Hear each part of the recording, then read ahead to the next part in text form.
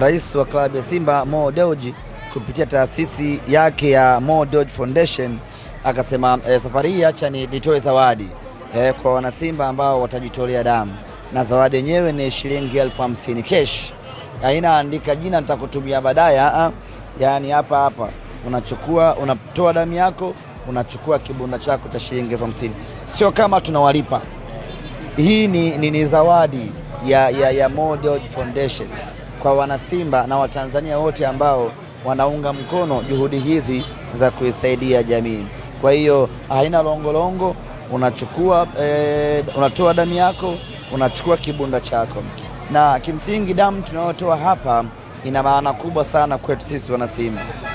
Kwanza hii ni sadaka kwa klabu yetu, na kila anayetoa damu aweke nia hii kwamba anatoa damu hii kwa ajili ya kuitolea sadaka timu yangu ya Simba Sports Club.